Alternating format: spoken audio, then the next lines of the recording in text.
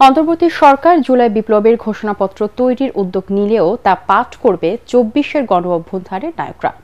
ATN বাংলাকে এমন তথ্য জানিয়ে বৈষম্যবিরোধী ছাত্র আন্দোলন এবং জাতীয় নাগরিক কমিটি বলছে, দেশের ইতিহাসের ঐতিহাসিক এই মুহূর্তে থাকবে ফ্যাসিবাদ বিরোধী আন্দোলনে সক্রিয় সব অংশীজন। সেই সঙ্গে ঘোষণাপত্রে গত ১৫ বছর আওয়ামী দুঃশাসনের বিরুদ্ধে লড়াই করা বিএনপি সহ অন্য রাজনৈতিক পক্ষগুলোর স্বীকৃতিকেও গুরুত্ব দিচ্ছে রাষ্ট্র গড়ার নতুন কারিগররা। রিপোর্ট করছেন আদিল সজীব।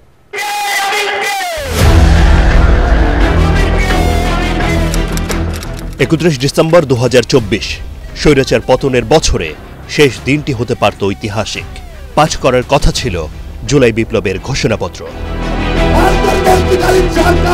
কিন্তু শেষ মুহূর্তে বিএনপি সহ রাজনৈতিক অংশীজনের আলোচনার মুখে অন্তর্বর্তী সরকারের পক্ষ থেকে জানানো হয় ঐকমত্যের ভিত্তিতেই ঘোষণাপত্র তৈরি করবে সরকার।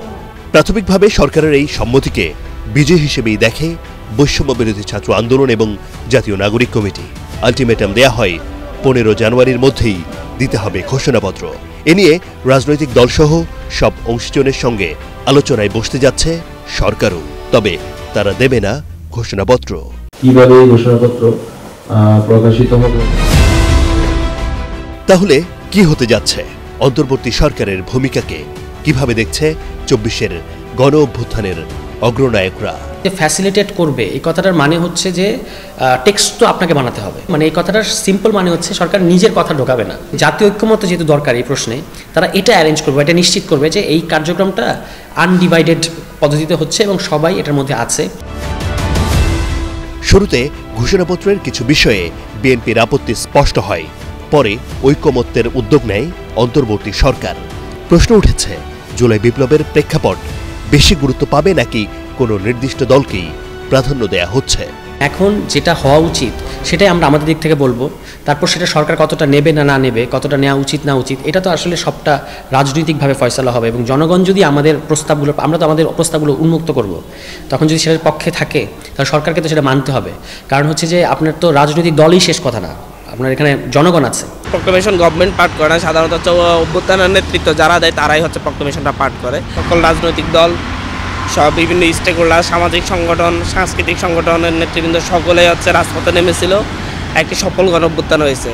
এখন এই ঘোষণাপত্রটা বৈষম্যবিরোধী ছাত্র আন্দোলনই দিবে। এর মধ্যে সারা দেশে ঘোষণাপত্রের লিফলেট বিতরণ করা হয়েছে। আন্দোলনের নেতারা বলছেন, ৭২-এর সংবিধান বাতিলের বিষয়ে সব পক্ষের সঙ্গেই তারা বিতর্ক করতে প্রস্তুত। ব্যাপারটা এমন না যে আমরা সংস্কার চাই, নির্বাচনকে পেছাতে চাই, তারা নির্বাচন চায়, সংস্কার চায় না, এরকম না ব্যাপারটা। ব্যাপারটা হচ্ছে যে ডিবেটটা পদ্ধতির প্রশ্নে। যে নির্বাচিত সংসদের কথা বলছেন, এই নির্বাচিত সংসদের বৈধতার উৎস কি?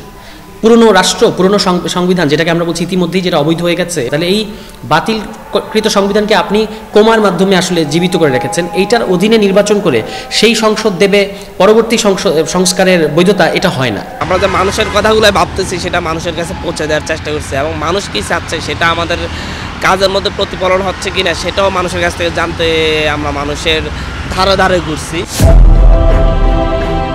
সরকারের নতুন আলোচনায় বোঝাপড়ার ইতি টেনে দ্রুতই জুলাইয়ের ঐতিহাসিক ঘোষণাপত্র জাতির সামনে আসবে, বিশ্বাস রাষ্ট্র গড়ার এই নতুন কারিগরদের।